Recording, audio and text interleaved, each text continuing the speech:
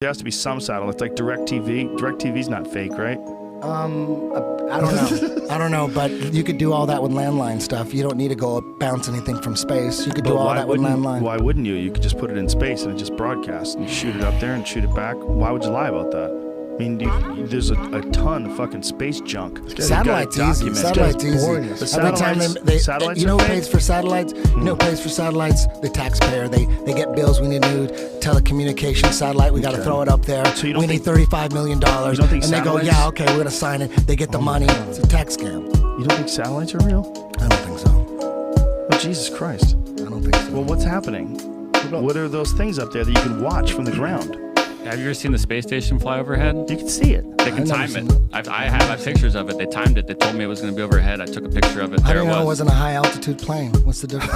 Why would they do that? Why would they lie? Why would they pretend it's a space station and instead put a high-altitude plane up there? How high do airplanes go? 30,000 feet, right? No, they can go higher. No, but 50 plus. No. Commercial airplanes, on average, go about 30,000. 30s, yeah. 30, 35,000. Right. When you're on the ground, you can barely see them. When they're at 30,000 feet, you can barely fucking... When you're in 30,000 feet and you look down, you wouldn't be able to see a goddamn bus or a plane. Now, those satellites are supposed to be like 100 miles up. Think about that. Yeah, how are you going to see them? Because they're in space. Welcome, cartel members, Anons, Facebook friends, Twitter followers, random YouTube viewer, BitChute viewer, TikToker, Redditor, GLPer, 4chaner, and anybody else that might be watching. Thanks for joining me. My name is Julio. I am the Theorizing Theorist.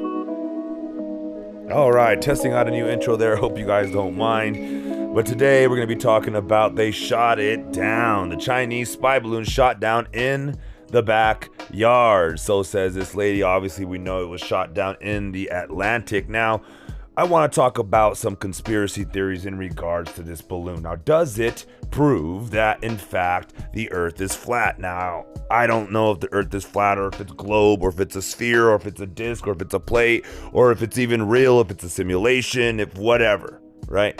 I'm not here to argue that. What I'm here to argue is why are the Chinese using a balloon with what looks like a satellite that should be launched into outer space attached to it over our, 48, right? So, like, why not just use a plane, a satellite, an actual satellite that's in actual space, that's in orbit? And I don't understand. This technology seems old to me, okay? And it's a little disappointing considering we all just kind of believe everything that they're telling us and everything they're feeding us. Like all of a sudden a second balloon pops up down in Mexico or Brazil or wherever, South America, wherever, right? And this balloon almost seems to be like if you listen to what Eddie Bravo was saying, high altitude balloons. Like, what if it was a malfunctioning super high altitude balloon, right? And they had a kind of cover for it, which, you would think they would just say it's a weather balloon. Now, I'm just spitballing here, so don't take anything I say. I just find it very weird that the Chinese would utilize this as a spy weapon of sorts. So it leads me to believe the official narrative that some students or whatever it is, that it got blown off course and it went into the Montana area, took a pretty weird specific course to avoid. It looks like, being seen is what it feels like. Were they testing out, poking and prodding our defenses, just testing it out, see if they can sneak through an atomic bomb or something like that of sorts. And another thing I was thinking about, how do we know they didn't do just that? It fell in the Atlantic. We haven't recovered it yet. We heard all this stuff about submarines exploding underwater, creating tsunamis of toxic, whatever, radioactive material. And what if we just didn't, like the Chinese knew we would shoot it down. And if we were to shoot it down, even though they claimed it was non-aggressive and all this other stuff, it would have kind of like flipped the script on them in a sense. So like, you can't get mad at us for shooting it down. We told you not to shoot it down. If you act in an act of aggression towards I don't know if you can consider it an act of aggression considering it's over our airspace, but there was communication. It seemed like you would seem like diplomatic minds would have prevailed there, and they would have just either captured it or, you know, not shot it down with the missile and over the Atlantic and have to scuba dive for the damn shit, right? So, and then the whole excuse for the debris field they didn't want over Montana. It was literally over the most unpopulated, they call it the unpopulated belt, right? I was just watching a thing on this last night, and I actually live in it, but in Colorado, but it goes all the way from the north, from Canada down to Mexico, and it's a strip of land, right? From Montana, I think Nebraska, I think Colorado, Oklahoma, Texas, anyway, maybe some of Kansas, I don't know, but it's a strip. That's like the most unpopulated places in the United States. Now, granted, Montana has certain areas that are highly populated, but you couldn't have waited. And that's the other thing I don't get. Is this the same one or is this the second one? Did this thing, the one they shot down, did this thing go from Montana to South Carolina? We let it go over all of the United States? That's great. That's great, Biden. You couldn't have shot it down before it made it over the real cities? I don't know. Sorry, guys. I'm a little concerned. I'm venting a little bit. I'm excited a little bit because this is pretty interesting news, as I could tell. Everybody is chattering about it, and I couldn't help but think, like, why are they even, if the Chinese are spying, why are they even using this, right? Like, they should have satellites in outer space. So I don't get why the use of this thing if it's actually the military over there in China. So leads me to believe that it might just very well be what they say it is, just a mistake. Or you know how the CPP works, they kind of have fingers in everything, so maybe that was their plan. But maybe it has a payload, or maybe they were gathering data that wasn't actually on the machine, maybe just real time, like I said, poking and prodding our defense. I say, let's see what happens if we let one sneak through, and we'll let another one sneak through South America, and then if they don't do nothing, then we know we could possibly do it again in a couple of years and have it attached to some nukes, and we could say oops again, and then actually drop the oops on them, and then attack full force after we already have our nukes in place above the United States. Because that's effectively what they just proved, that they could put a nuclear warhead above our heads in Montana all the way to South Carolina at will. So that's just my opinion. Again, comment down below your thoughts, your theories, your concerns, your worries. Maybe I'm missing something, and I really do think I am, because honestly, I don't know what to make of it. It's too many possible variables, and I'm hearing too many stories, and I can't pick one I like yet. So help me out if you can in the comments section. If you want to donate to this channel, I got a Cash App link down in the description box. Also got my email down there and a link to my backup channel. And with that said, I'm gonna let you watch the rest of Joe Rogan and Eddie Bravo chat it out and duke it out with CIA Jamie Jamie, I guess, or whatever you want to call him. His dad was a CIA agent, is what they're saying. Is what they've said.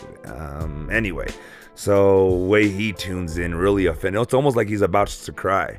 So check that out. Very interesting stuff. Be sure to share this again. And as always, I'm going to bow out with my typical, to God be the glory. Photoshop. There it was. And we'll see what he's actually saying. This one. Is that it? That guy looks so skeptical in his picture. What do you think is the most interesting your role here at Goddard? How do you help support Goddard's mission? My role is to make imagery from Earth science's data. I turn data into pictures. I look for new interesting events that NASA satellites have seen or that are hidden in the latest data to find anything interesting that shows off NASA's unique capabilities. Finding things is the fun part. I rely on engineers and scientists to produce the data.